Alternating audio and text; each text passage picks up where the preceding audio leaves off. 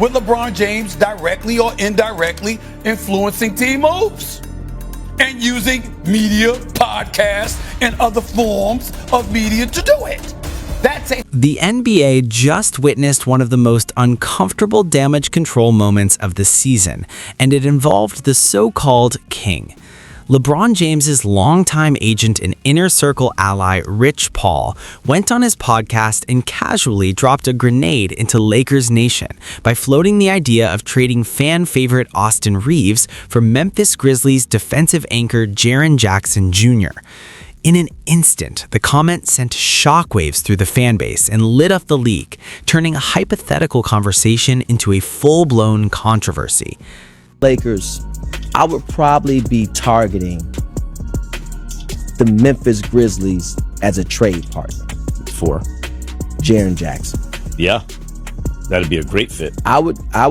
For whom? Well, that's the thing, because you got to figure out the package. This comes with Austin Reeves. This comes with a very unemotional attachment because Austin is beloved, which he should be. But he's about to get... Reeves is averaging around 26 points per game, playing with momentum, confidence, and feeding off the energy of the crowd. Yet he was suddenly being discussed like a disposable asset. The reaction was instant chaos. Social media exploded, fans were furious, and the backlash came fast. After the Lakers' latest win, LeBron moved quickly to create distance, telling ESPN reporters he had nothing to do with Rich Paul's comments. It was full denial mode, hands up and backpedaling hard. But almost nobody bought it. Stephen A. Smith went in on both of them on national television, pointing out that the situation was far messier than they wanted people to believe. Rich Paul didn't misspeak or accidentally say the wrong thing. He said the quiet part out loud. Gotten delusional.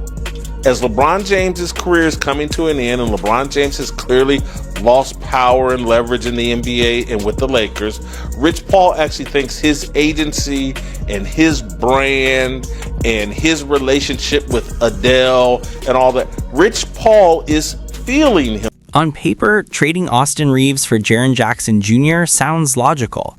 A former Defensive Player of the Year fixing the Lakers' rim protection checks a lot of boxes. But reality hits fast. You don't publicly suggest trading your client's teammate, especially a fan favorite, unless something deeper is going on. Ideas like that don't get floated casually. They're usually meant to test reactions, send signals, or apply pressure behind closed doors. That's why this situation exploded. LeBron tried to clean it up immediately, and honestly, too quickly. The denial felt rehearsed, defensive, and shaky. When an agent speaks that boldly, people naturally assume the message came from somewhere, directly or indirectly, and that's where the real problem starts. LeBron doubled down, insisting he never discusses podcast topics with Rich Paul. He claimed Austin Reeves knows exactly how he feels, and said anyone connecting those comments to him was being unreasonable. On the surface, it sounded convincing, but Stephen A. Smith wasn't buying it for a second. On ESPN, he went scorched earth and said what many were thinking but hesitant to say out loud. Rich Paul and LeBron James are attached at the hip. They're 2 decades deep, business partners, inner circle, family level close. You don't just separate their voices like they're 2 random guys who catch lunch once a year. That idea is pure fantasy. Stephen A. laid it out clearly. Rich Paul isn't some rookie agent learning the ropes. He's a power broker who has moved pieces across the league, influenced front offices, shaped rosters, and built a dominant agency, all tied to LeBron's gravitational pull. When someone like that speaks publicly, people listen, and they assume there's intent behind every word. With LeBron James directly or indirectly influencing team moves and using media, podcasts, and other forms of media to do it. Let's stop playing dumb. Do you really think Rich Paul doesn't understand exactly what happens when he talks about Lakers personnel on a public platform? Stephen A. Smith's reality check was both brutal and necessary. When you are LeBron's agent, his childhood friend, and the guy who has been there for every title run and every major team shift, your words don't exist in a vacuum. Fair or not, that's part of the job, and everyone involved knows it. The bigger issue is the history, and it's well documented.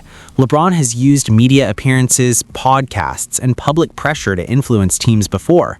That's not speculation, it's a pattern. The Anthony Davis move didn't come out of thin air, and neither did the Kevin Love situation in Cleveland. Wherever LeBron goes, rosters don't just evolve, they get reshaped. That's why this denial isn't landing. These aren't coincidences, not even close. So when Rich Paul casually suggests trading Austin Reeves on his podcast, the entire NBA immediately connects it back to LeBron James. And of course they do. This is the same duo that has essentially operated like a two-man front office for more than 15 years. You don't erase that history overnight. And the timing makes it feel even more strategic. LeBron just picked up his $52 million player option, and many people expected this to possibly be his final year in Los Angeles. The Lakers are good, but they're not great. They're not beating Denver in a playoff series, and they likely don't get past Oklahoma City either. As currently built, they are not real title threats, even with Reeves having a career year. I would probably be targeting the Memphis Grizzlies as a trade partner for Jaren Jackson. Yeah. I know Rich Paul well enough to know that Rich Paul speaks for himself.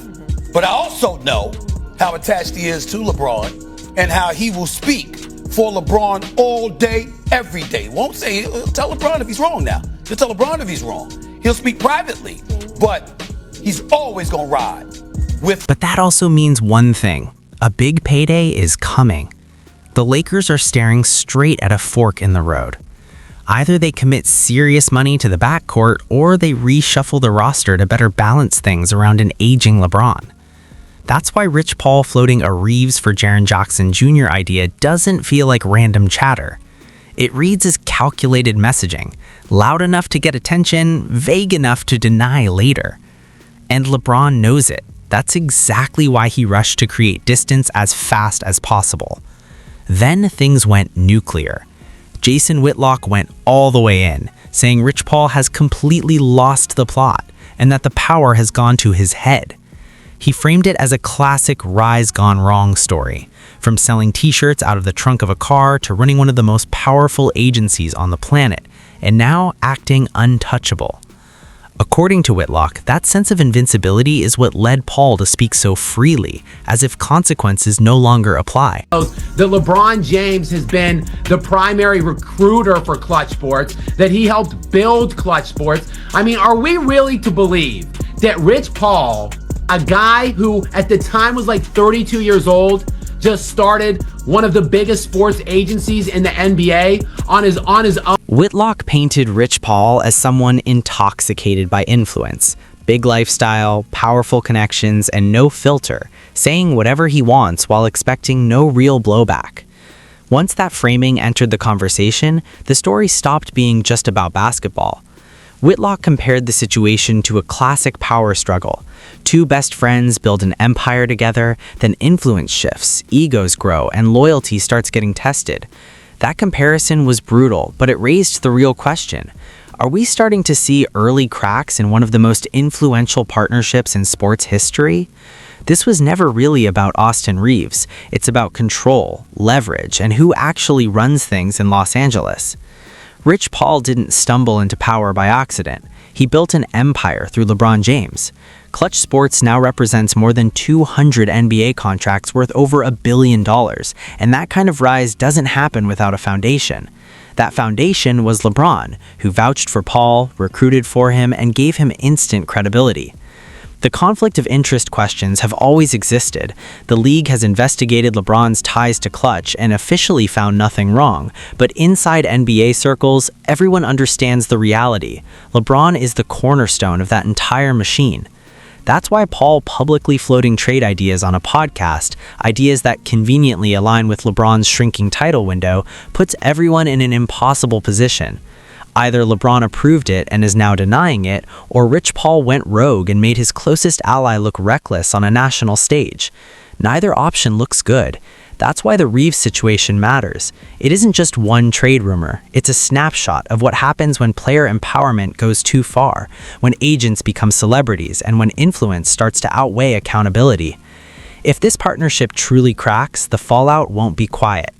When podcasts become negotiating tools and the line between representation and manipulation gets this blurry, no one knows who's really steering the wheel anymore. LeBron built Rich Paul from the ground up, opening doors that would have stayed closed forever. Now that creation may be moving with a little too much independence. The Frankenstein comparison isn't far-fetched. When someone is elevated past their experience, resume, and natural limits, they can start believing their own hype. Look at the contrast. Rich Paul is dating Adele, sitting courtside like royalty, running a 9-figure empire, and influencing front offices across the league. This is the same person who once sold jerseys out of a car. Today, one podcast appearance can shake the NBA. A rise like that changes people. It has to. The real question becomes whether LeBron can still control what he helped create. That's where Stephen A. Smith made his strongest point. Agents doing podcasts is a terrible idea. Agents are supposed to operate quietly, negotiate behind closed doors, and protect their clients without becoming the headline. The moment the agent becomes the story instead of the facilitator, the balance is gone and lines get crossed. Whether LeBron signed off on this or not, the reality is unavoidable. The LeBron-Rich Paul partnership reshaped modern NBA power dynamics, from player control to agent influence to front office behavior. But every empire gets tested, and every partnership eventually faces friction. Maybe LeBron is telling the truth. Maybe Rich Paul genuinely went rogue. Or maybe this is exactly what Stephen A. warned about, a carefully choreographed dance where LeBron maintains plausible deniability while his agent floats trial balloons in public. If it works, they push forward. If it backfires, they pull back and deny everything. Either way, Austin Reeves deserves better than being used as a chess piece in someone else's power play. He earned his role, proved his value, and became exactly what teams want: tough, skilled, clutch, and reliable.